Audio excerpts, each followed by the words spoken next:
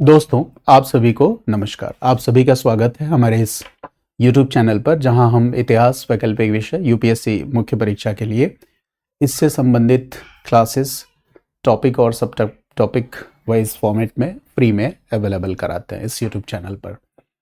तो आज इस लेक्चर में हम बात करने जा रहे हैं एक खास सब टॉपिक पे, और वो है हड़प्पा सभ्यता के पतन के बाद ग्रामीण और स्थानीय संस्कृतियाँ। इसके पहले लेक्चर नंबर 11 में मैंने सिंधु घाटी सभ्यता का जो दूसरी समकालीन सभ्यताएं थी, जैसे मेसोपोटामिया और मिस्र की सभ्यता, इसके साथ तुलनात्मक अध्ययन किया था। और आज इस क्लास में हम हड़प्पा सभ्यता के पतन के बाद की ग्रामीण और स्थानीय संस्कृतियों की बात करने जा रहे हैं। तो जब आप यूपीएससी मुख्य परीक्षा के में पिछले कुछ वर्षों से पूछे गए प्रश्नों को देखेंगे तो एक बात बड़ी ही स्पष्ट तरीके से समझ में आती है कि खासतौर से इंडस वैली सिविलाइजेशन, सिंधु घाटी सभ्यता या हड़प्पा सभ्यता से यूपीएससी ने मुख्य परीक्षा में जो प्रश्न पूछे हैं, उनमें से अधिकांश प्रश्न या तो सिंधु घाटी सभ्यता के उद्भव से रिलेटेड जो डिबेट्स हैं, या फिर सिंधु घाटी सभ्यता के पतन से रिलेटेड जो डिबेट्स हैं, या फिर सिंधु घाटी सभ्यता के पतन के बाद की ग्रामीण और स्थानीय संस्कृतियों से, या फिर सिंधु घाटी सभ्यता के विकास का जो क्रम है, जो मैंने प्री, अर्ली और मैच्योर और लेटर के रूप में समझाया था, तो उस विकास क्रम की समझ आपकी हो तो आप यूपीएससी मुख्य परीक्षा के प्रश्नों को आसानी से लिख सकते हैं। इसके अलावा यूपीएससी के क्वेश्चंस का एक और फोकस एरिया है, और वो क्या है, संक्रमण काल में जो विकास हो रहा है। यानी अगर हम कृषि से उद्योग धंधे और व्यापार की तरफ विकास कर रहे हैं तो इस बात की हमें समझ है कि नहीं, कुछ स्थानीय कृषक संस्कृतियों की हमें समझ है कि नहीं। तो बहुत ही कॉन्सेप्ट बेस्ड क्वेश्चंस यूपीएससी मुख्य परीक्षा में पूछे गए पिछले कुछ वर्षों में। हालांकि कभी कभी कुछ सीधे प्रश्न भी पूछ लिए जाते हैं, जैसे सामाजिक जीवन, राजनीतिक जीवन या आर्थिक जीवन। हालांकि इस तरह के प्रश्न सीधे तौर पे पूछे जाने की टेंडेंसी जीएस में ज़्यादा होती है, और स्टेट पीसीएस एग्ज़ाम्स में, जहाँ पे ऑप्शनल का पेपर है, जैसे पहले यूपी में हुआ करता था जो अब नहीं है, फिर बीपीएससी में अभी भी ऑप्शनल विषय होता है, तो वहाँ पे स्ट्रेट फॉरवर्ड क्वेश्चंस पूछे जाते हैं। तो यूपीएससी के क्वेश्चंस को टैकल करने के लिए अंडरस्टैंडिंग का होना बहुत ज़रूरी है। तो हमारी इस पूरी की पूरी जो लेक्चर सीरीज़ है, इसकी कोशिश यही है कि जो बच्चे सेल्फ स्टडी करना चाहते हैं, हिस्ट्री ऑप्शनल ऑप्ट करना चाहते हैं, वो इन टॉपिक और सब टॉपिक वाइज फॉर्मेट में विषयों की अच्छी समझ विकसित कर सके। साथ ही साथ अगर आप ग्रेजुएशन या पोस्ट ग्रेजुएशन में भी हैं तो इस विषय की जो एकदम कोर अंडरस्टैंडिंग है वो आप डेवलप कर सकें। और प्रीवियस ईयर क्वेश्चंस भी मैं इस चैनल पे उपलब्ध करवाऊंगा। और जब आप ये पूरी क्लासेस को तसल्ली के साथ कंप्लीट कर लें, और जब आपको लगे कि हाँ, इतिहास विषय में आप कंफर्टेबल हो रहे हैं, चीज़ें आपको समझ में आ रही हैं, ये कब होगा, जब आप कम से कम एक चैप्टर के वीडियोस को पूरी देखेंगे। यहाँ वीडियोस की संख्या भी ज़्यादा होगी, तो उस ज़्यादा संख्या को देख के घबराना नहीं है। आप सोचिए, हम ऑप्शनल की क्लास करते हैं, फिर उसके बाद अपनी कॉन्सेप्चुअल अंडरस्टैंडिंग को ठीक करने के लिए पता नहीं कितनी एनसीईआरटी बुक्स और दूसरी बुक्स का अध्ययन करते हैं, नोट्स पढ़ते हैं। हो सकता है हम किसी एक दो टीचर के नोट्स को एक्स्ट्रा पढ़ें ताकि वो हमें एक सप्लीमेंट के रूप में हमें एडिशनल एडवांटेज दे सके। इन सब के बाद बहुत मेहनत तो करना ही होता है, इसमें कोई दो राय नहीं है। तो यहाँ पर मेरी कोशिश ये है कि वो जितनी संकल्पनाएं हैं, जितनी अवधारणाएं हैं, जितनी कोर कह सकते हैं कि जितना कोर पोर्शन है, उस सबको हम वीडियो में डालें ताकि आप वीडियो को बार बार देखें, अपना एक नोट्स बनाएं और बहुत सारी पुस्तकों को पढ़ने से आप बच सकें। फिर आपका जो हैंड रिटन नोट्स होता है, जब आप हाथ से लिखेंगे, जो मैं लेक्चर पढ़ा रहा हूँ, तो थोड़ा सा वो लेंदी होगा, कई सारे पेजेस आपको दिखेगा कि कई सारे पेजेस की, मल्टीपल पेजेस की नोट्स हो गई, बट अल्टीमेटली वही चीज़ आपको राइटिंग कॉन्फिडेंस भी दिलवाएगी। तो इस बात को ध्यान से समझना है। एक विषय और है, वो है सिंधु घाटी सभ्यता का पतन। तो पतन मैं इस वीडियो के बाद डिस्कस करूंगा। कारण क्या है, जब मैं सिंधु घाटी सभ्यता के पतन से रिलेटेड डिबेट्स आपके साथ डिस्कस करूंगा तो वहां पे बार बार रेफरेंस आएगा इन ग्रामीण और स्थानीय संस्कृतियों का, कि सिंधु घाटी सभ्यता के पतन के बाद की स्थिति क्या थी, वो पिक्चर आपके दिमाग में बनना चाहिए जब आप पतन वाला टॉपिक पढ़ोगे, इसीलिए मैंने पतन के टॉपिक को बाद में रखा है। और सबसे अंत में हम सिंधु घाटी सभ्यता की जो प्रकृति है, nature of Indus valley civilisation, उसको डिस्कस करेंगे। तो आइए विषय की शुरुआत करते हैं। मैं सौरभ गोस्वामी और इस सब टॉपिक को हम समझने की कोशिश करते हैं। तो सबसे पहले एक बात से आप परिचित हैं, और वो क्या है कि सिंधु घाटी सभ्यता का जो परिपक्व चरण है उसका समय काल हमने क्या माना था, 2600 बीसी से लेकर 1900 बीसी का समय काल। ये क्या था, सिंधु घाटी सभ्यता के परिपक्व चरण का समय काल है, MIVC, जिसको हम mature phase of Indus valley civilisation कहते हैं। और 1900 के बाद जो दूसरा विशेष खंड है हमारे इतिहास के अध्ययन का, वो हो जाता है वैदिक युग या वैदिक पीरियड। और वैदिक पीरियड को आमतौर पे हमने जो रेखांकित किया है वो 1500 बीसी से 600 बीसी के कालक्रम में रेखांकित किया है। तो इसके बीच का जो समय काल है, यानी कि 1900 बीसी से लेकर 1500 बीसी तक का ये जो समय काल दिख रहा है, ये जो गैप दिख रहा है, यही है ट्रांजिशन फेज या संक्रमण का। और हमें इस संक्रमण के काल की एक अंडरस्टैंडिंग, एक समझ होनी चाहिए। तो आज बेसिकली हम इसी ट्रांजिशन फेज पे बात करने जा रहे हैं, संक्रमण काल पे बात करने जा रहे हैं। इस संक्रमण काल को लेकर अलग अलग जो हिस्टोरियंस हैं, इतिहासकार हैं, उनके अलग अलग ओपिनियंस हैं। बट उनमें जो विचार एक मध्यम मार्ग या कह सकते हो कि संतुलित विचार या अधिक स्वीकार्य विचार है, जिसको ज़्यादातर इतिहासकारों ने स्वीकृति या मान्यता प्रदान की है, वही हमारा निष्कर्ष होना चाहिए।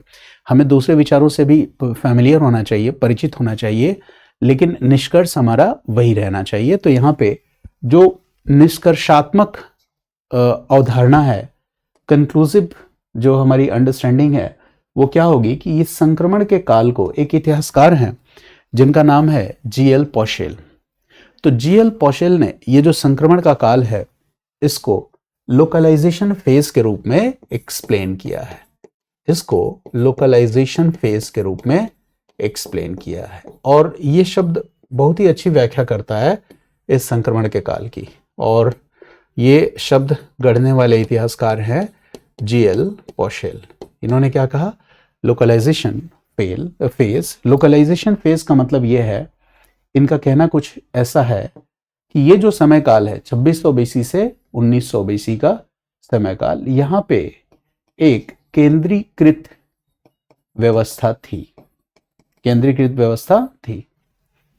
तो 1900 बीसी से 1500 बीसी के बीच का जो टाइम है, यहाँ पर क्या होता है, ये जो केंद्रीकृत व्यवस्था है, सेंट्रलाइज्ड सिस्टम है, इसका विघटन हो जाता है, यानी disintegration of this centralised system और ऑर्डर। तो इस काल में क्या होता है कि यहाँ जो केंद्रीकृत व्यवस्था है, इस केंद्रीकृत व्यवस्था का विघटन हो जाता है, disintegration of this centralised system और ऑर्डर।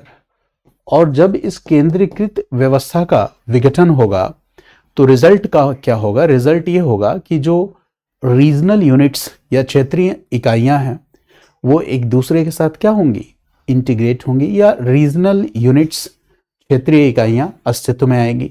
और कुछ क्षेत्रीय इकाइयों का पुनर्संगठन भी हमें देखने को मिलेगा। यानी इसके बाद का काल केंद्रीकृत व्यवस्था के विघटन का काल है, और साथ ही साथ जो क्षेत्रीय इकाइयां हैं, रीजनल यूनिट्स, इन क्षेत्रीय इकाइयों के पुनर्गठन या रीऑर्गेनाइजेशन का काल है, रीऑर्गेनाइजेशन ऑफ रीजनल यूनिट्स। अब ये थोड़ा तकनीकी शब्दावली है कि क्षेत्रीय इकाइयां क्या है। जब आप बुक पढ़ोगे तो आपको सिमेट्री H कल्चर ये वर्ड मिलता होगा, है ना, या रंगपुर की संस्कृति, लोथल की संस्कृति, दायमाबाद की संस्कृति, झोकर संस्कृति, एक्चुअली हम उन्हीं संस्कृतियों की बात कर रहे हैं, उन्हीं क्षेत्रीय इकाइयों की बात कर रहे हैं। और यहाँ इस ट्रांजिशन फेज में, संक्रमण काल में, इस लोकलाइजेशन फेज में 1900 बीसी से 1500 बीसी के काल में जो भी विकास होगा, वही विकास आगे चलकर आधार बनेगा किसका, वैदिक संस्कृति का। यहां इस संक्रमण काल में जो भी विकास होगा वही आगे चलकर आधार बनेगा आयरन एज का, लौह युग का। तो ये चैप्टर इसलिए भी इंपॉर्टेंट है कि संक्रमण के काल में जो भी विकास होगा यही विकास इस संक्रमण के काल में होने वाला विकास ही आगे चलकर, इस संक्रमण के काल में होने वाला विकास ही आगे चलकर वैदिक युग, वैदिक एज या आयरन एज, लौह युगीन संस्कृतियों के विकास के लिए, संस्कृतियों के विकास के लिए, संस्कृतियों के विकास के लिए नींव का कार्य करेगा, नींव का कार्य करेगा, फाउंडेशन का कार्य करेगा। तो बेसिकली आज हमें इसी बात को समझना है और मैं बहुत आराम से चीज़ों को बार बार रिपीट करके बता के इसलिए समझा रहा हूं ताकि अगर आप वीडियोस को एक या दो बार देखें तो आपको पूरी की पूरी संकल्पनाएं याद हो जाएं। ठीक है, तो किसी भी टॉपिक के अंदर घुसने से पहले, उसके टॉपिक को गहराई में जाकर समझने से पहले उसके डायमेंशंस को समझना बहुत जरूरी होता है। अगर आपने उस डायमेंशन को समझ लिया तो एक दो बार पढ़ेंगे, अगर आपने नोट्स बना लिया रिवाइज करेंगे, फिर उस टॉपिक से चाहे जितने डिफिकल्ट क्वेश्चन आ जाए आप आंसर इजिली कर सकते हैं। इसीलिए हमें कोशिश करनी चाहिए कि हम आसान रास्ते का चयन ना करें, है ना। जब कोई ये कहता है कि भाई ये जादुई तरीका है, आप किसी चीज़ को 2 घंटे में सीख लोगे, 1 घंटे में सीख लोगे, तो देखो हम आसान रास्ते का चयन करते हैं और संकल्पनाएं उलझी हुई रह जाती हैं। इसीलिए डिटेल स्टडी को हमें प्रायोरिटी देनी पड़ेगी। तो हमारी एक क्लास का मॉडल प्रीमियम क्लास भी है, बट वो प्रीमियम क्लास मैं बच्चों को तब सजेस्ट करता हूँ कि जैसे अगर हमारी हिस्ट्री ऑप्शनल की क्लासेस ले रहे हैं तो अगर आपने पहले जीएस की फाउंडेशन हिस्ट्री के सारे लेक्चर्स देख लिए, जो ऑलरेडी सारा फ्री में अपलोड किया हुआ है IAS insights by Saurabh sir नाम के यूट्यूब चैनल पे, फिर आपने क्या किया, वहां से समय निकाल के जब आप कॉलेज में सेल्फ स्टडी करके एक एक वीडियोस को देखिए। ये बड़ा लॉन्ग टर्म प्रोजेक्ट है मेरा, है ना। मैं चाहता हूँ कि आने वाले 2 से 3 साल लग जाए, बट हिस्ट्री ऑप्शनल को उसकी पुरानी ग्लोरी हम वापस दिला सके, हमारी कोशिश बस इतनी है। तो फिर धीरे धीरे आप इस सब्जेक्ट के साथ जुड़ाव महसूस करने लगेंगे। अगर आप तैयारी के दिनों में, आपका ग्रेजुएशन में एक विषय हिस्ट्री है, तो आप पोस्ट ग्रेजुएशन में हिस्ट्री ले सकते हैं, हिस्ट्री से नेट जेआरएफ की तैयारी कर सकते हैं। तो पैरेलल आपका एक एकेडमिक कैरियर भी है ना, आप मतलब एक कहते हैं ना कि प्लान बी हमारे पास होना चाहिए, तो वो प्लान बी भी आपके पास होगा। हालांकि मतलब प्लान ए पे ही काम करना चाहिए, जीवन में प्लान बी नहीं होना चाहिए। ये बातें सुनने में बहुत अच्छी लगती हैं, लेकिन ये एक बहुत ही हार्श रियलिटी है कि नंबर ऑफ सीट्स को अगर हम देखें यूपीएससी एग्जाम्स में और इसमें भाग लेने वाले बच्चों की संख्या देखें, तो इसको देख के एक बात तो स्पष्ट हो जाती है कि सबका चयन तो नहीं होगा। बहुत सीधी सी बात है, सर्वाइवल ऑफ द फिटेस्ट, यही कॉन्सेप्ट है यहाँ, है ना। तो यहाँ पे फिटेस्ट का मतलब ये नहीं है कि सारे के सारे बच्चे जो सेलेक्ट हो रहे हैं, जिनका चयन हो रहा है, वो योग्य ही हैं, सॉरी वो योग्य हैं, है ना। मेरे कहने का मतलब वो योग्य तो है, फिटेस्ट हैं, बट जो बाहर हो जा रहे हैं वो मतलब बिल्कुल ही अयोग्य है, ये कहना गलत है। क्योंकि देखो कंपटीशन है, नंबर ऑफ सीट्स पे बहुत सारी चीज़ें डिपेंड करती है। तो हमें एक प्लान बी तो रखना ही चाहिए। हम प्लान ए पे ईमानदारी से काम करें, अपना 100% दें, लेकिन प्लान बी के साथ चलना, ठीक है, इसे बेवकूफ़ी नहीं बुद्धिमानी कहते हैं। तो चलिए इसी उद्देश्य को ध्यान में रख के हम चल रहे हैं। तो यहाँ मैंने क्षेत्रीय संस्कृतियों की बात की थी, जिस पे मैं आगे चर्चा करूंगा। तो क्षेत्रीय इकाइयां या क्षेत्रीय संस्कृतियों में, जैसे आपने बुक पढ़ते वक्त एक नाम सुना होगा, symmetry H culture, H culture. आज मैं ये बताऊंगा आपको।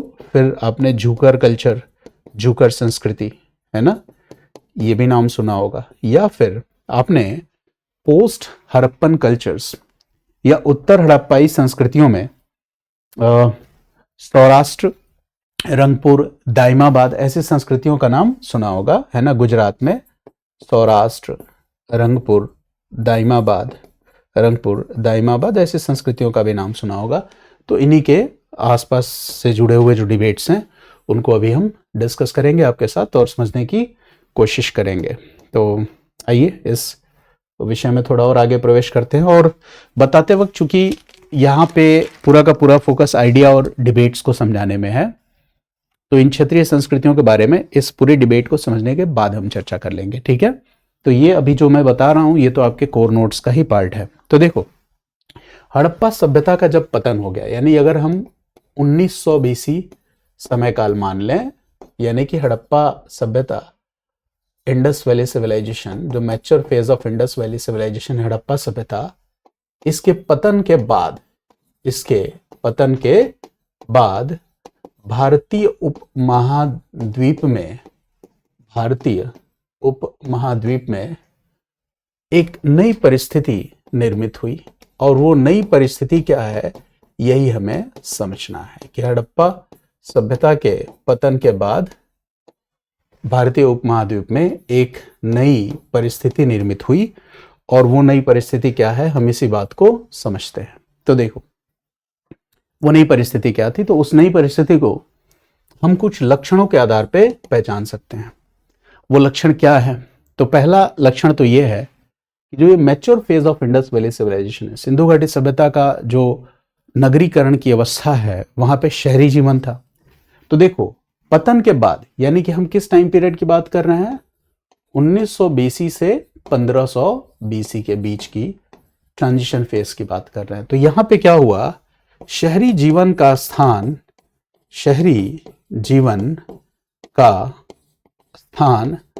ग्रामीण संस्कृतियों ने ले लिया। ये पहली सबसे महत्वपूर्ण पॉइंट है, शहरी जीवन का स्थान ग्रामीण संस्कृतियों ने ले लिया। आप नोट्स भी बनाते चलेंगे क्योंकि यहाँ पे पॉज करके लिखने की संभावना है, इसलिए मैं डिक्टेट नहीं कर रहा हूँ।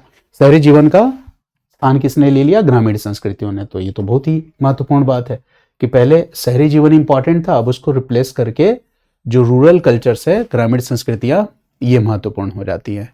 फिर क्या होता है, जो mature phase of Indus valley civilisation था, परिपक्व चरण था, यहां पे जो भी सिस्टम था वो कैसा था, इंटीग्रेटेड था, एकीकृत था, साथ ही साथ एक केंद्रीकृत व्यवस्था थी। एकीकृत और केंद्रीकृत व्यवस्था थी, यानी सेंट्रलाइज्ड और इंटीग्रेटेड सिस्टम एंड ऑर्डर, ये था। तो ये जो सेंट्रलाइज्ड और इंटीग्रेटेड, केंद्रीकृत और एकीकृत व्यवस्था थी, ये टूट गई, ये व्यवस्था टूट गई। और केंद्रीकृत व्यवस्था जब टूटेगी तो इसके स्थान पे क्या आ जाएंगी, क्षेत्रीय इकाइयां, रीजनल यूनिट्स, ये इंपॉर्टेंट हो जाएंगी। और इन्हीं क्षेत्रीय इकाइयों में हम क्या कह सकते हैं, इन्हीं क्षेत्रीय इकाइयों को हम क्षेत्रीय संस्कृतियां कहते हैं। ये क्षेत्रीय संस्कृतियां विकसित हो गई और इन्हीं क्षेत्रीय संस्कृतियों को हमने आगे यहाँ पे क्या कहा है, ग्रामीण संस्कृतियां। तो एक नई चीज देखी गई कि जो इंटीग्रेटेड सिस्टम था, सेंट्रलाइज सिस्टम और ऑर्डर था, वो डिसइंटीग्रेट किया और उसकी जगह पे नई संस्कृतियां आ गई, स्थानीय संस्कृतियां आ गई, क्षेत्रीय संस्कृतियां आ गई। आप इसको लोकल कल्चर्स कह सकते हो, स्थानीय संस्कृतियां आ गई।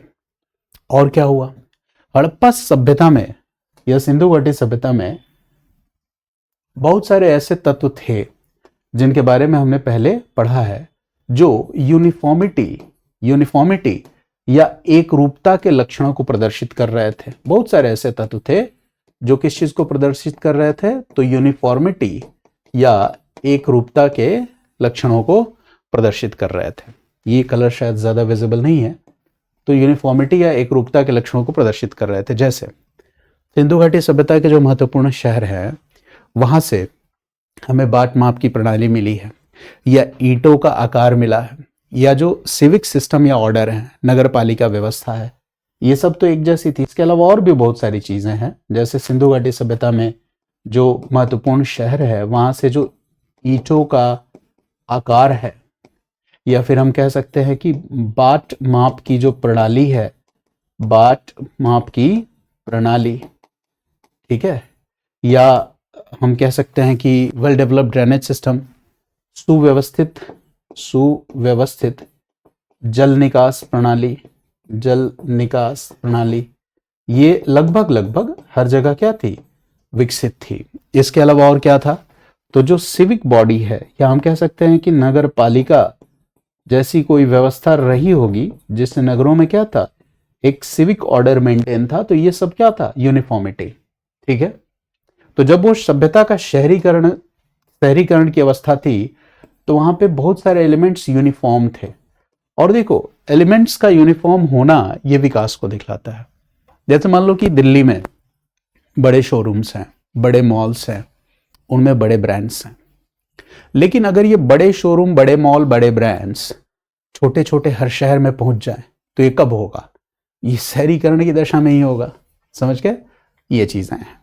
तो ठीक वैसे ही समझना है कि यूनिफॉर्मिटी थी, जैसे ईंटों का आकार, बाट माप, सुव्यवस्थित जल निकास प्रणाली, ये सब था। लेकिन इस फेज में आते आते ये जो यूनिफॉर्मिटी या एकरूपता थी, संक्रमण के काल में ये यूनिफॉर्मिटी या एकरूपता नष्ट होने लगी। यानी कि अब जो लोकल कल्चर्स हैं, स्थानीय संस्कृतियां हैं, वहां पे वेरिएशंस हमें देखने को मिलने लगे, विविधता हमें देखने को मिलने लगा। ठीक है, सिविक ऑर्डर एक जैसा नहीं था।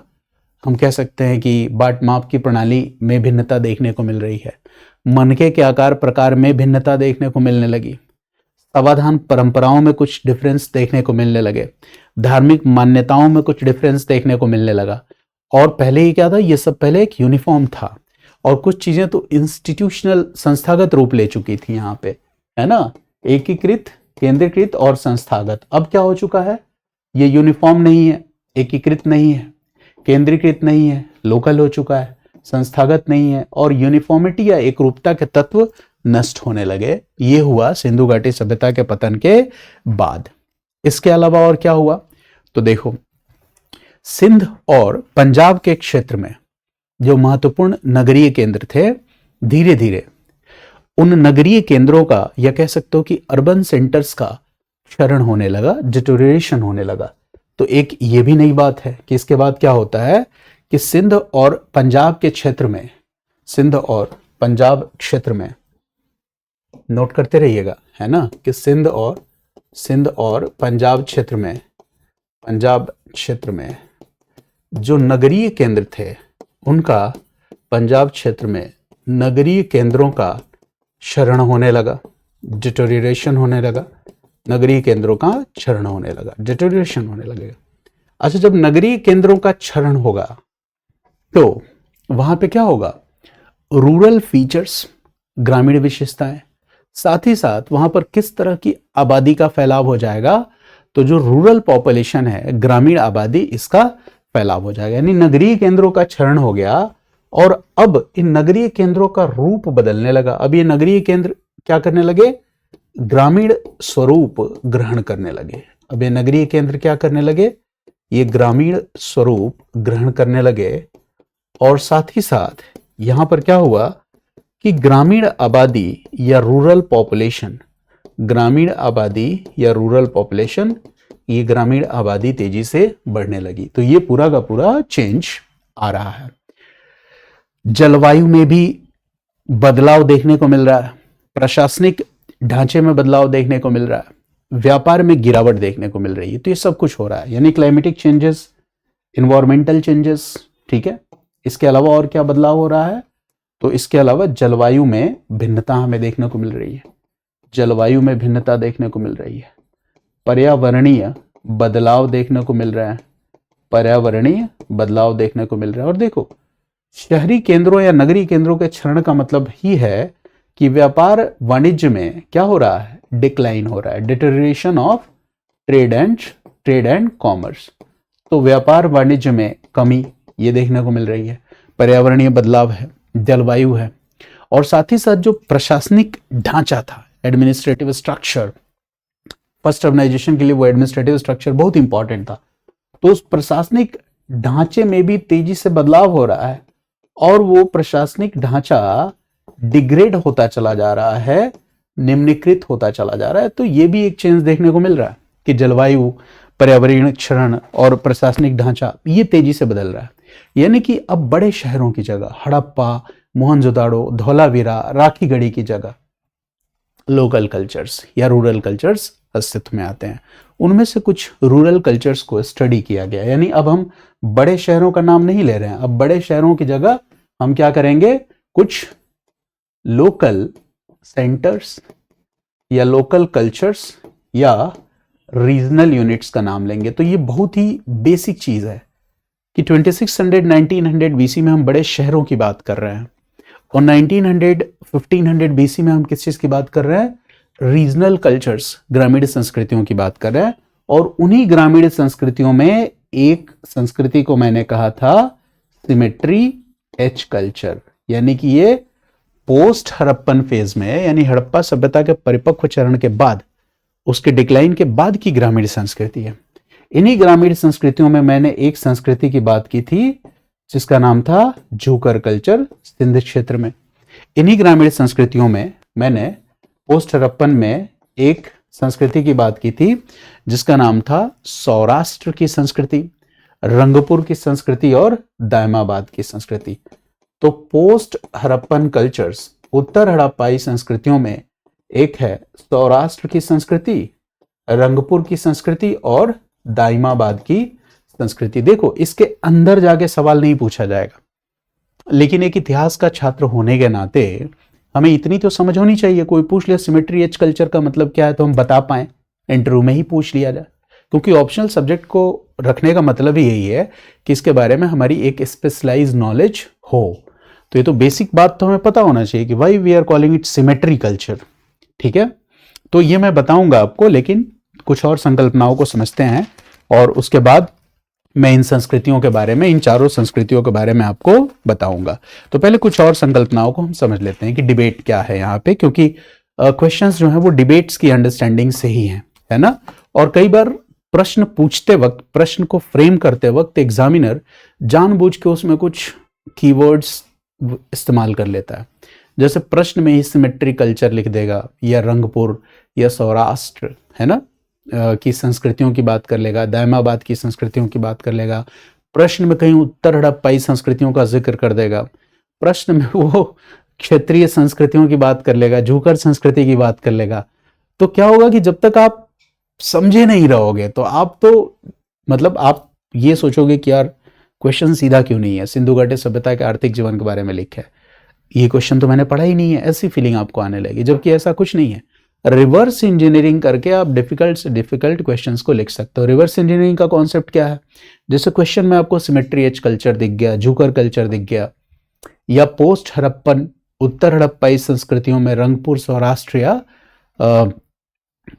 रंगपुर की बात, सौराष्ट्रपुर या दायमाबाद की बात कर ली गई, तो तुरंत आपके दिमाग में स्ट्राइक करना चाहिए कि आखिर किस फेज की बात हो रही है और क्या बात हो रही है।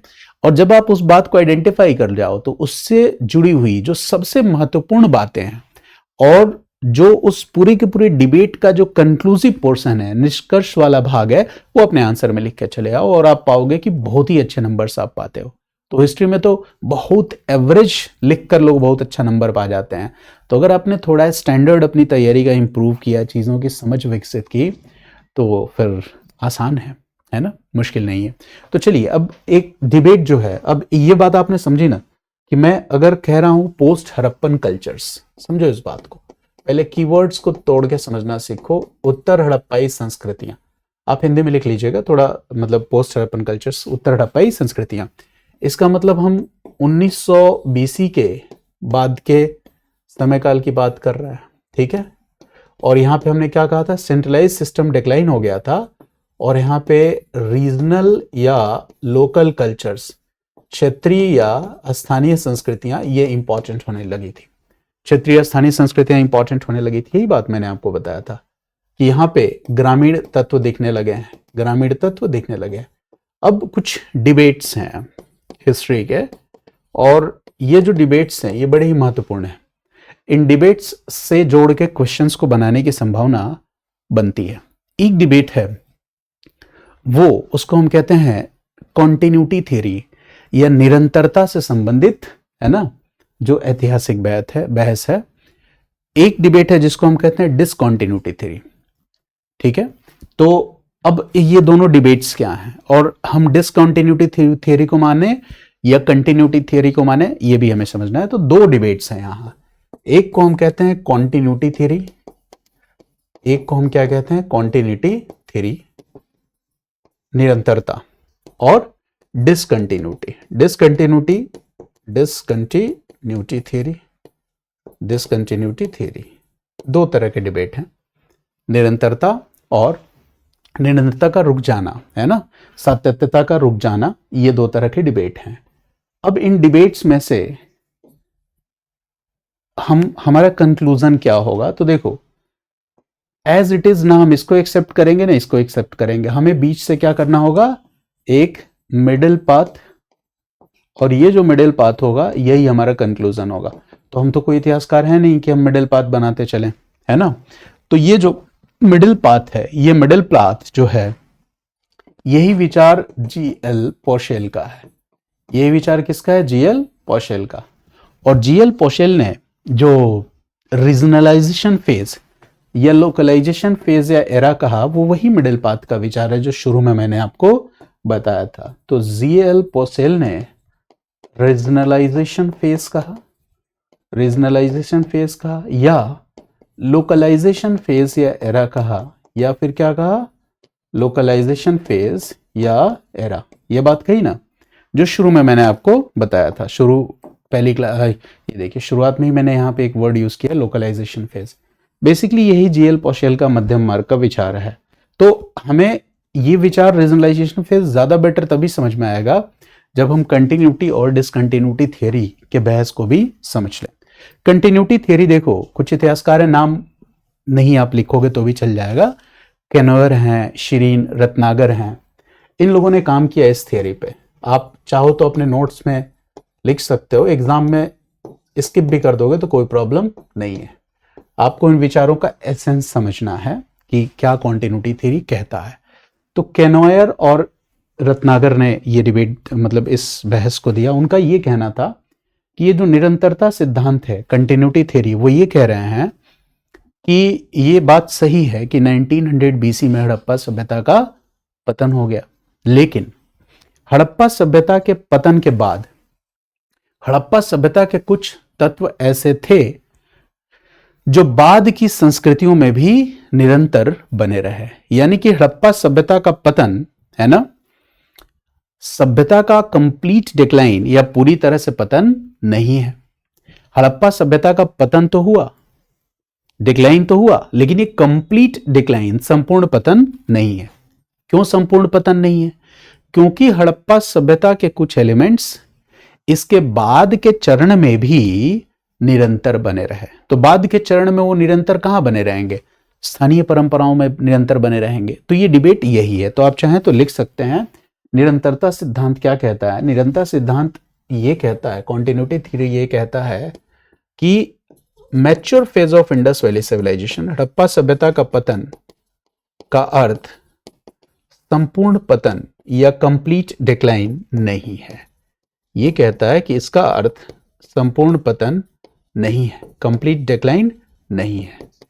इसका मतलब क्या हुआ? अर्थात हड़प्पा सभ्यता के कुछ तत्व बाद की संस्कृतियों में निरंतर बने रहे, बाद की संस्कृतियों में निरंतर बने रहे, बाद की संस्कृतियों में निरंतर बने रहे, बाद के कल्चर्स में कॉन्टिन्यूटी उनकी बनी रही। इसी को इन्होंने क्या कहा? Continuity theory.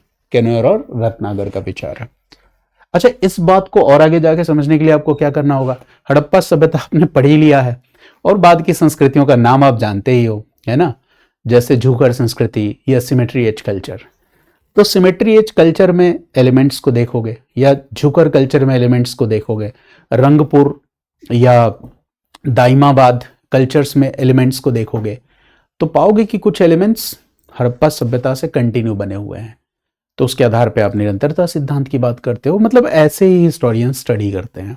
तो फिलहाल तो ये बात आपको समझ में आई कि हड़प्पा सभ्यता जैसे क्या हो सकता है, जैसे हड़प्पा सभ्यता में सील्स एंड सीलिंग्स की जो परंपरा थी, मनकों की जो परंपरा थी, इनका मानना है कि वो बाद के चरण में भी कंटिन्यूटी। टेराकोटा की कुछ मूर्तियां बाद के चरण में भी मिली हैं। ईंटों, मतलब जिस अनुपात में हड़प्पा सभ्यता में ईंट बनते थे, उस अनुपात के बने हुए कुछ ईंट बाद के काल में भी मिले हैं, दूसरी संस्कृतियों में भी मिले हैं। इनका कहना है हड़प्पा सभ्यता में जैसे कृषि होती थी या कृषि की जो पद्धतियां थी, उस तरह की कृषि के संकेत या साक्ष्य बाद के चरण में भी हमें मिले हैं।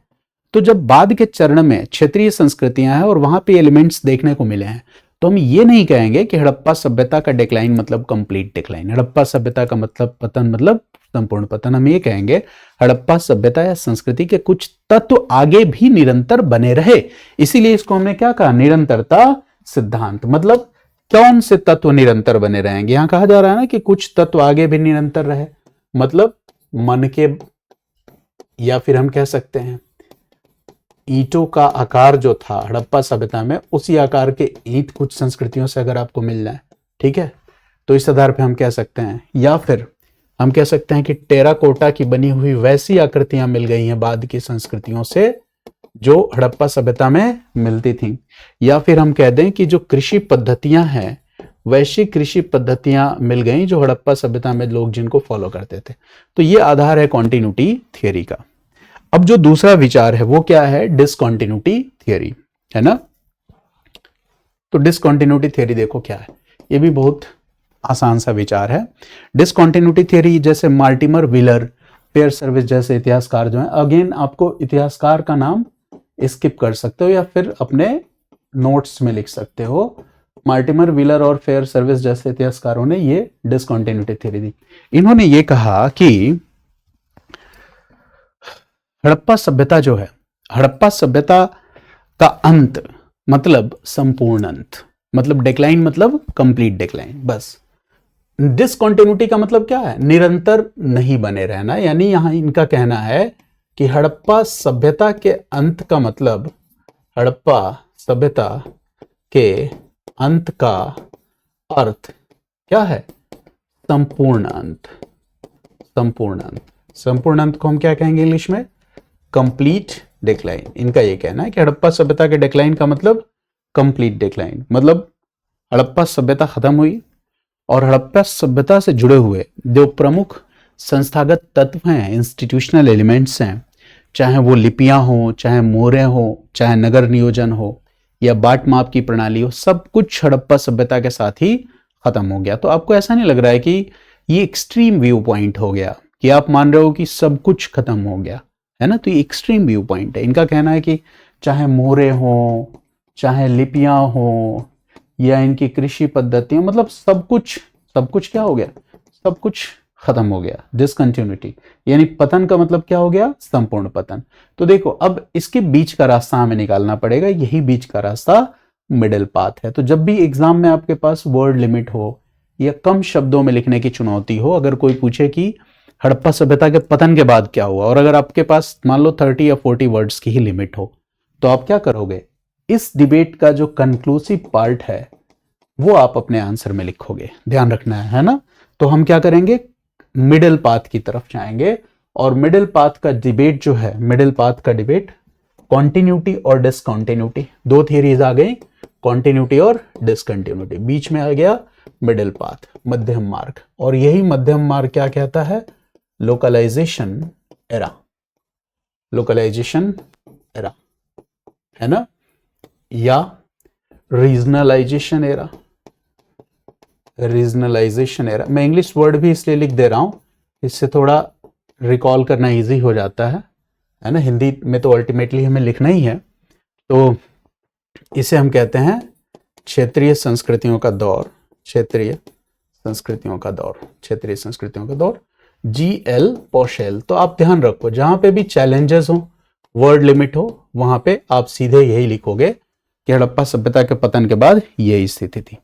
क्या स्थिति थी? तो समझो, नाम है इसका लोकलाइजेशन या रीजनलाइजेशन एरा। इसका मतलब क्या है कि देखो, हड़प्पा सभ्यता का जो मैच्योर फेज है वो यही है, 2600 से 1920। यही बात मैंने आपको पहले बताया था कि इस फेज में क्या हुआ, जो सेंट्रलाइज्ड या केंद्रीकृत व्यवस्था थी, जो इंटीग्रेटेड या एकीकृत व्यवस्था थी, एकीकृत व्यवस्था थी, या जो एलिमेंट्स ऑफ यूनिफॉर्मिटी थे या एक रूपता के तत्व थे, एक रूपता के तत्व थे। देखो कितना बैलेंस विचार है। ये सब क्या होने लगे? धीरे धीरे ये कमजोर पड़ने लगे। ये सारे तत्व क्या होने लगे? ये सारे तत्व धीरे धीरे कमजोर होने लगे। अच्छा, इसका जो लॉजिक होगा, अगर ये तत्व धीरे धीरे कमजोर होने लगे तो अल्टीमेटली क्या होगा? अगर ये धीरे धीरे कमजोर होने लगे, इसका मतलब है कि स्थानीय संस्कृतियां, अगर अर्बन ये भी कह सकते हो कि यहाँ पे जो अर्बन फीचर्स थे, है ना। अब देखो क्या है, शहरी विशेषताएं। तो देखो ये जो अर्बन फीचर है, शहरी विशेषताएं, इनका लोप होने लगा, डिसअपियर होने लगे। Urban features started disappearing. Centralise system, केंद्रीकृत व्यवस्था क्या होने लगी, टूटने लगी। इंटीग्रेटेड सिस्टम, एकीकृत व्यवस्था धीरे धीरे क्या होने लगी, एकीकृत व्यवस्था धीरे धीरे क्या होने लगी, विखंडित होने लगी। और यूनिफॉर्मिटी या एक रूपता के तत्व धीरे धीरे क्या होने लगे, कमजोर पड़ने लगे। और जब ऐसा होगा तो क्या होगा, ऐसा होगा तो हम कहेंगे ग्रामीण संस्कृतियों का विकास होगा। ग्रामीण संस्कृतियां, है ना, ग्रामीण संस्कृतियों का विकास और पुनर्गठन होगा। ग्रामीण संस्कृतियों का विकास और पुनर्गठन होगा। ठीक है, यही ग्रामीण संस्कृतियों का विकास और जो पुनर्गठन है, इन्हीं ग्रामीण संस्कृतियों को क्या कहा गया है, क्षेत्रीय संस्कृतियां भी कहा गया है। क्या इस तरह से होगा, ग्रामीण संस्कृतियों का विकास और पुनर्गठन होगा। और जब ग्रामीण संस्कृतियां, अब ये अलग अलग एरियाज में होंगी, ऐसा नहीं कि किसी एक ही जगह कंसंट्रेटेड है, अलग अलग एरियाज में है, तो इनमें एक नई चीज देखने को मिलेगी और वो क्या होगी, क्षेत्रीय विविधता के तत्व, एलिमेंट्स ऑफ रीजनल डाइवर्सिटी। क्षेत्रीय विविधता के तत्व भी देखने को मिलेंगे। तो ये सारी चीजें चलेंगी, क्षेत्रीय विविधता के तत्व भी देखने को मिलेंगे। तो ये आप समझ गए पूरा का पूरा डिबेट, यही जीएल पौशेल ने कहा। यानी समझना कैसे है कि सिंधु घाटी सभ्यता में सभ्यता के पतन का मतलब संपूर्ण पतन नहीं है, बल्कि केवल और केवल इसकी शहरी विशेषताओं का अंत है।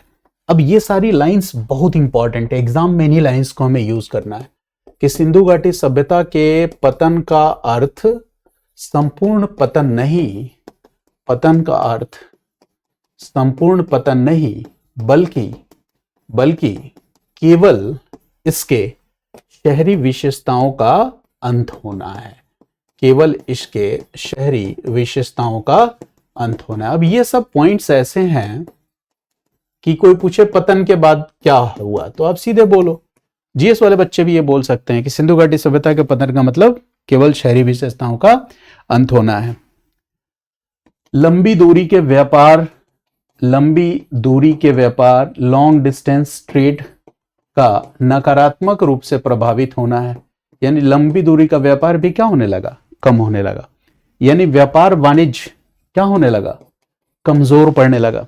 व्यापार वाणिज्य कम पड़ेगा तो उससे क्या होगी, आर्थिक समृद्धि भी क्या हो जाएगी, कम हो जाएगी। आर्थिक समृद्धि कम होगी तो इससे क्या होगा, ग्रामीणीकरण या रूरलाइजेशन को बढ़ावा मिलेगा। ग्रामीणीकरण या रूरलाइजेशन को बढ़ावा मिलेगा। और वो ग्रामीणीकरण या रूरलाइजेशन हमें कहां देखने को मिलता है, वो नाम याद रखो, एग्जाम में लिख देना है बस। सिमेट्री एज कल्चर में, है ना, झूकर संस्कृति में, ये नाम एग्जाम्पल के तौर पे, जैसे मैंने कितने नाम बताया, सिमेट्री एज कल्चर, झूकर कल्चर, और क्या बताया, पोस्ट अर्बन कल्चर्स में एक बताया आपको दाइमाबाद, एक बताया रंगपुर। ठीक है, तो आपको क्या करना है, ये सारे नेम्स को वहां पे क्या करना है, इंक्लूड कर देना है।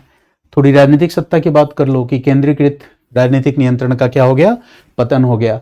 अच्छा देखो, जब भी केंद्रीकृत राजनीतिक नियंत्रण का पतन हो गया तो रूरल कल्चर्स में या लोकल कल्चर्स में जो राजनीतिक नेतृत्व होगा वो किसका होगा, स्थानीय मुखिया या लोकल हेड्स जो हैं ये अस्तित्व में आने लगेंगे। समुदाय का नेतृत्व करता कोई छोटा मुखिया होगा, वो अस्तित्व में आने लगेगा। तो हम क्या कहेंगे, सिंधु घाटी सभ्यता के पतन के बाद भारतीय उपमहाद्वीप में जो एकीकृत शहरी संस्कृति है इसका पतन हुआ। ये पॉइंट को आप पॉज करके नोट कर लेना। और इसके स्थान पर क्षेत्रीय संस्कृतियां, ग्रामीण संस्कृतियां उभर गईं, जहां हमें क्षेत्रीय विविधता या सांस्कृतिक विविधता देखने को मिलता है ना। इन स्थानीय और ग्रामीण संस्कृतियों का नाम क्या है, उदाहरण आप लिख देना। ठीक है, हड़प्पा संस्कृति, सिमेट्री एज कल्चर, झूकर संस्कृति, लेट हड़प्पा में गुजरात की संस्कृति, रंगपुर, सौराष्ट्र, दाइमाबाद की संस्कृतियां। ठीक है, यानी कि 1900 BC के बाद का काल भारतीय इतिहास में ग्रामीणीकरण के काल के रूप में, क्षेत्रीकरण के काल के रूप में, स्थानीय संस्कृतियों के सामाजिक पुनर्गठन के काल के रूप में जाना जाता है, लोकलाइजेशन के रूप में जाना जाता है। ये बात समझ गए। तो ये पूरा का पूरा एक डिबेट और ओपिनियन हो गया आज की क्लास का। तो अगर आपसे कोई पूछे कि सिंधु घाटी सभ्यता के पतन के बाद क्या हुआ, या सिंधु घाटी सभ्यता के पतन का मतलब क्या है, पतन के बाद किस तरह का डेवलपमेंट देखने को मिलता है, सिंधु घाटी सभ्यता के पतन के बाद क्या हुआ ये जानना क्यों जरूरी है, इन सभी प्रश्नों के उत्तर आपको मिल गए। अब कुछ और चीजें मैं आपको बताऊंगा, हालांकि एग्जाम में डायरेक्टली यहां से सवाल नहीं आएंगे, आपकी समझ के लिए जो इंपॉर्टेंट है ना, ताकि आप यहाँ पे कंफ्यूज ना हो, एक आपकी अवधारणा क्लियर हो जाए। ये अपेंडिक्स है, अपेंडिक्स मतलब पहले जो पढ़ा वो तो हमारे एग्जाम के लिए कोर मटेरियल है, बट ये उसको असिस्ट करता है कि सिमेट्री एज कल्चर ये शब्द सुने तो बिल्कुल ये हमारे लिए नया ना हो, या फिर झूकर संस्कृति हो गई, या फिर हम यहां लिखेंगे पोस्ट हड़प्पन कल्चर्स में, उत्तर हड़प्पाई संस्कृतियों में, उत्तर हड़प्पाई संस्कृतियों में यहाँ पे आप गुजरात, सौराष्ट्र, रंगपुर, दाइमाबाद, महाराष्ट्र की संस्कृतियों की बात कर लो। अब ये क्या है, कोई बहुत मतलब डिफिकल्ट चीज नहीं है, बहुत इजी है इसको समझना। समझो सिमेट्री एज कल्चर का मतलब क्या है। जब हम सिमेट्री एज कल्चर की बात कर रहे हैं तो बेसिकली हम पंजाब क्षेत्र की बात कर रहे हैं, ठीक है। और पहले जो हड़प्पा वाला क्षेत्र था, हड़प्पा वाला क्षेत्र था, उसी क्षेत्र में ये ग्रामीण संस्कृतियां पाई जाती हैं, उसी क्षेत्र में ये ग्रामीण संस्कृतियां पाई जाती हैं, जिनको हम सिमेट्री एज कल्चर कहते हैं। हड़प्पा वाला क्षेत्र ये है, वहीं पे ग्रामीण संस्कृतियां पाई जाती हैं, लेकिन नाम में हमने सिमेट्री क्यों रख दिया, है ना, इसके पीछे एक रीजन है। देखो सिमेट्री इसलिए नाम रख दिया कि यहां कब्रों से या ग्रेव्स से हमें इस संस्कृति के लोगों के शवाधान परंपरा का कुछ साक्ष्य मिलता है। तो सिमेट्री लिखने के पीछे रीजन समझ में आ गया। यहाँ की कब्रों से, ग्रेव से हमें लोगों के शवाधान परंपरा का साक्ष्य मिलता है।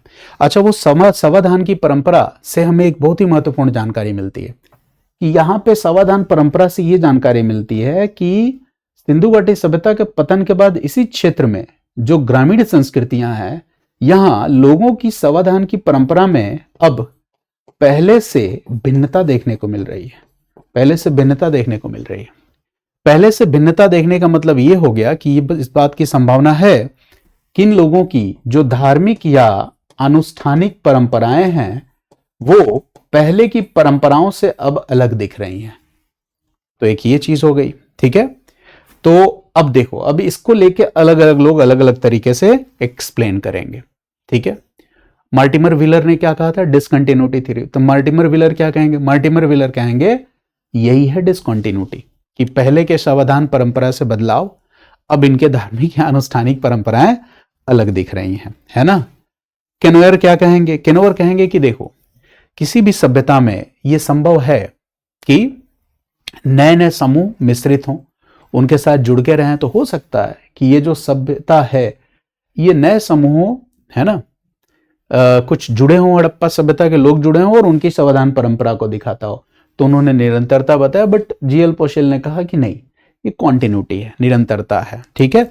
यानी स्थानीय सांस्कृतिक विकास का परिणाम है यहाँ जो कुछ भी हमें देखने को मिल रहा है। हालांकि इस पूरे डिबेट को नहीं लिखना है, आपको शब्द का मतलब बस समझना है। आप समझ गए कि सिमेट्री एज कल्चर, कहीं सवाल नहीं पूछा जाएगा कि सिमेट्री एज कल्चर पर आप डिटेल से लिखो। तो आप इतना समझ गए ना कि हड़प्पा क्षेत्र में ही सभ्यता के पतन के बाद कुछ ग्रामीण संस्कृतियां हमें दिखती हैं, वह ग्रेव से, कब्रों से हमें उनके शवाधान परंपरा की जानकारी मिलती है। वो दिखने में ये लगता है कि हड़प्पा सभ्यता के काल में जो शवाधान परंपरा थी उससे थोड़ी अलग परंपरा है। इससे यह अनुमान लगता है कि शायद इनके धार्मिक या अनुष्ठानिक जो प्रक्रियाएं हैं वो हड़प्पा सभ्यता के लोगों की धार्मिक या अनुष्ठानिक प्रक्रियाएं से अलग रही हों। तो अलग रही हैं, इसका मतलब क्या है कि वो जो इंटीग्रेटेड या एकीकृत व्यवस्था थी, उस एकीकृत व्यवस्था में हमें क्या देखने को मिलता है, डेविएशन देखने को मिलता है ना। तो ये इसलिए इसको कहा गया कि ये नई स्थानीय और क्षेत्रीय संस्कृतियां थी। ये बात आप समझ गए। इसी तरह से झूकर क्षेत्र की जब हम बात कर रहे हैं तो हम किस क्षेत्र की बात कर रहे हैं, हम सिंध की बात कर रहे हैं। हम किसकी बात कर रहे हैं, सिंध की बात कर रहे हैं। तो अब झूकर क्षेत्र में यानी सिंध में हम बेसिकली मोहनजोदड़ो, जहां पे मोहनजोदड़ो है, तो मोहनजोदड़ो के डिक्लाइन के बाद, है ना, जो कुछ ग्रामीण संस्कृतियां, स्थानीय संस्कृतियां हैं, तो उनको छोटी छोटी स्थानीय संस्कृतियों को झुकर संस्कृति का नाम दिया गया और ये कहा गया कि सिंधु घाटी सभ्यता के पतन का मतलब शहरी विशेषताओं का अंत। तो शहरी विशेषताओं का अंत हुआ और जो शहर से गांव की ओर ट्रांजिशन, एक ट्रांजिशन क्या होता है, गांव से शहर, गांव बढ़ते बढ़ते शहर बनते हैं, यहां उल्टा चल रहा था, गांव से शहर। तो कहा जाता है झुकर संस्कृति जो है इस बात का परफेक्ट एग्जाम्पल है कि शहर से गांव की ओर ट्रांजिशन कैसे होता है, कैसे वो मतलब अर्बनाइजेशन के बाद वाले फेज में रूरल डेवलपमेंट्स यहाँ पे दिखते हैं। यहाँ पे जो पॉटरीज मिलती हैं वो कुछ नई प्रकार की हैं। झुकर संस्कृति में वैसे मुहर और लिपियां नहीं मिलती हैं जैसे सिंधु घाटी सभ्यता में है ना। झुकर संस्कृति से जो हमें आवास मिलते हैं वो वैसे बड़े और विशाल आवास नहीं है जो सिंधु घाटी सभ्यता के नगरीकरण की अवस्था में। झुकर संस्कृति से हमें जो प्रशासनिक व्यवस्था मिलती है वो प्रशासनिक व्यवस्था वैसी विस्तृत और वृहद नहीं है जैसी हड़प्पा सभ्यता के काल में हुआ करती थी। तो ये झुकर संस्कृति हो गई। तो देखो यही संस्कृतियां जो हैं छोटी छोटी ग्रामीण संस्कृतियां हैं जो उत्तर हड़प्पाई काल में है। ऐसे ही मैंने कहा कि उत्तर हड़प्पाई काल में गुजरात और सौराष्ट्र की संस्कृतियां है ना। तो रंगपुर क्षेत्र में हमें दिखता है कि हड़प्पा की जो तकनीक है वो धीरे धीरे डिसअपियर हो रही है, अचानक डिसअपियर नहीं हो रही है। हड़प्पा सभ्यता का सबसे ज्यादा इन्फ्लुएंस सबसे लंबे समय तक कहाँ, गुजरात और सौराष्ट्र क्षेत्र में देखा जा रहा है, कुछ छोटी छोटी संस्कृतियों में। रंगपुर क्षेत्र में कृषि की विविधता के साक्ष्य मिलते हैं, चावल के प्रमाण मिलते हैं, लिमिटेड मेटलर्जी, सीमित धातु कर्म मिलता है। हड़प्पा सभ्यता के शहरीकरण के चरण में क्या था, वहां पे मेटलर्जी या धातु कर्म बहुत ही उन्नत था। रंगपुर से हमें क्या मिला, लिमिटेड मिला, सीमित धातु कर्म यानी कम विकसित धातु कर्म या मेटलर्जी मिली। इसका मतलब हम अंदाजा लगा सकते हैं कि वो चीज जो हड़प्पा सभ्यता में ज्यादा विकसित थी यहां उसका लेवल क्या होता चला गया है, कम होता चला गया। ऐसे ही दाइमाबाद से हमें कांसे की प्रतिमाएं मिली हैं है ना, जैसे रथ, हाथी, भैंस और गैंडा। ठीक है, तो ये दिखाता है कि कुछ एलिमेंट्स क्या है, कंटिन्यू है। लेकिन यहाँ पे हमें रिचुअलाइज्ड हड़प्पन का एक एग्जाम्पल जो कंटिन्यूटी है वो मिली है। लेकिन अल्टीमेटली जो दाइमाबाद की संस्कृति है वो भी कैसी संस्कृति है, ग्रामीण संस्कृति ही है। तो देखो ये अलग अलग संस्कृतियों का हमें अध्ययन यहाँ नहीं करना है। एक बार और मैं रिकैप करवा दूं कि हमें क्या पढ़ना है। सिंधु घाटी सभ्यता के पतन के बाद क्या हुआ, आप कहोगे कि संपूर्ण पतन नहीं था, टोटल डिक्लाइन नहीं था, शहरी विशेषताओं का लोप हुआ था। ठीक है, यही तो मान्य मत है ना जीएल पॉशेल का, मिडिल पाथ, यही हमें फॉलो करना है। तो इसके बाद का फेज क्या था, कहोगे ट्रांजिशन का फेज था, संक्रमण का काल था, लोकलाइजेशन या रीजनलाइजेशन का फेज था, ग्रामीण संस्कृतियां, स्थानीय संस्कृतियां, क्षेत्रीय संस्कृतियों का दौर था। ऐसे बता दोगे। फिर और क्या बताओगे, ये कैसे आप बताओगे कि ग्रामीण संस्कृति क्षेत्रीय संस्कृतियों का दौर था, ये कॉन्सेप्ट भी मैंने आपको बता दिया। तो अगर आपसे कोई कहे कि 30 वर्ड में, 50 वर्ड में, 70 वर्ड में, 100 वर्ड में, 200 वर्ड्स में इस विषय पर लिखिए, तो अगर आपकी अंडरस्टैंडिंग अच्छी है तो वर्ड लिमिट आपके लिए कभी भी चैलेंज नहीं होगा। जैसे मैंने जितना डिबेट बताया इसको मैं 30 वर्ड्स में भी बता सकता हूँ, 100 वर्ड्स में भी बता सकता हूँ, 200 वर्ड्स में भी बता सकता हूँ, मैं चाहूँ तो इस पे 1000 वर्ड्स पे लिख सकता हूँ।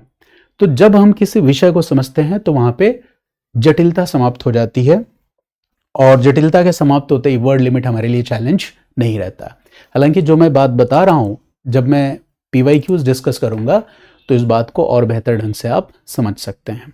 और इस चैप्टर को फिनिश होने के साथ ही मैं इस चैप्टर के PYQs भी अपलोड करना शुरू कर दूंगा। तो पहले तो मैंने सोचा था कि 2-2 घंटे की वीडियोस PYQs की बनाएंगे, बट पता नहीं ये वीडियो लोगों तक पहुंच ही नहीं पा रही है, क्योंकि मुझे पता है क्लासेस की क्वालिटी क्या है। तो बस एक बहुत ही कह सकते हो कि एक लाइन पार करनी है, ठीक है, ऑडियंस जो बच्चे हैं उन तक मेरी क्लास पहुंचे, तो मुझे पता है कि इन क्लासेस की वैल्यू क्या है और इम्पैक्ट क्या होगा। तो इसीलिए थोड़ा अपलोड करने का स्पीड भी स्लो है। एक बच्चे ने लिखा भी था कमेंट में, तो मैं जवाब नहीं दे पाता, कमेंट पढ़ा था आपका मैंने। तो डेली लाना पॉसिबल नहीं है क्योंकि इस चैनल पे बच्चों की रीच नहीं है। तो अगर एक साथ मैं 2-3 महीने में पूरी वीडियो अपलोड कर दूंगा उसका कोई इम्पैक्ट होगा नहीं, और इसीलिए वीडियो हम आराम आराम से इसमें लेके आएंगे। लेकिन हाँ, सॉल्यूशन वीडियो में एक क्वेश्चन में डिस्कस करके डालूंगा, ये फॉर्मेट ज़्यादा अच्छा है। तो इससे डेली आप एक क्वेश्चन भी प्रैक्टिस करते रहेंगे। तो आज की क्लास में यही, अगली क्लास में हम सिंधु घाटी सभ्यता के पतन या डिक्लाइन पे बात करेंगे। और देखिए कुछ टॉपिक जो यूपीएससी के लिए बहुत इंपॉर्टेंट टॉपिक हैं, जैसे ये टॉपिक मैंने बताया, या इसके पहले हमने अर्ली हड़प्पन कल्चर्स की बात की थी, जो स्टेजेस फेजेस ऑफ डेवलपमेंट की बात की, विकास के चरण की बात की थी। व्यापार पे हमने बहुत डिटेल चर्चा किया है। और राजनीतिक व्यवस्था, सामाजिक व्यवस्था के, धार्मिक व्यवस्था के सारे एसेंस डिस्कस किए हैं। अभी हमने बाद की संस्कृतियों पे बात की, इसके बाद हम डिक्लाइन पे बात करेंगे, nature of Indus valley civilisation पे बात करेंगे। तो पूरी वीडियोस रिकॉर्ड होने के बाद लास्ट में मैं आपको बताऊंगा कि वीडियो नंबर कौन कौन आप सा देखेंगे तो वो बहुत ज़्यादा रेलेवेंट है। हालांकि कंप्लीट टोटल वॉच करना ही ज़्यादा आपके लिए बेनिफिशियल है। तो चलिए वीडियोस को देखते रहिए, और आज के लिए इतना ही। आप सभी का बहुत बहुत धन्यवाद।